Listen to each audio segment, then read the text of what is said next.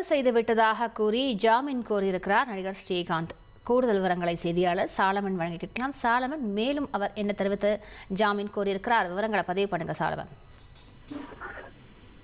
Cocaine போதைப் பொருள் வழக்குல நடிகர் ஸ்ரீகாந்தை நேற்று நுங்கம்பாக்கம் போலீசார் கைது செய்தனர். கைது செய்யப்பட்ட அவரை ஜூலை 7 வரை புழல் சிறையில நீதிமன்ற காவல்ல அடைத்திருக்கிறார்கள். இந்த நிலையில அவரிடம் நடத்தப்பட்ட விசாரணை பல்வேறு தகவலானது வெளியாகி இருந்தது. குறிப்பாக இவரது வீட்டில இருந்து 8 காலியான இந்த கொக்கைன் பாக்கெட்டுகள் பறிமுதல் செய்யப்பட்டிருந்தது. அவரிடம் இதுல அந்த கொக்கைன் பாக்கெட்டுகள்ல என்ன மாதிரியான கைரேகைகள் பதிவாகி இருக்கிறது, குறிப்பாக ஸ்ரீகாந்த் மட்டுமின்றி வேறு யாராவது இவருடன் சேர்ந்து இணைந்து அடித்தனரா என்பது குறித்தான விசாரணை மேற்கொள்வதற்காக தடயவியல் துறைக்கு அந்த கைரேகை பதிவுகளை கண்டுபிடித்து தருமாறு அந்த பாக்கெட்டுகளை அனுப்பி வைத்திருக்கிறார்கள். தற்போது அந்த பறிமுதல் செய்யப்பட்டுள்ள அந்த பாக்கெட்டுகளை தடயவியல் துறைக்கு நுங்கம்பாக்கம் போலீசார் அனுப்பி வைத்திருக்கிறார்கள்.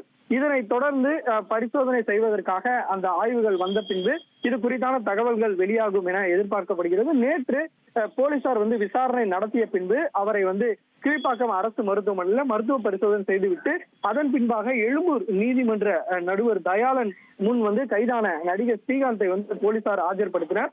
அப்போது அவர் தரப்புல பல்வேறு கோரிக்கைகள் முன்வைக்கப்பட்டது.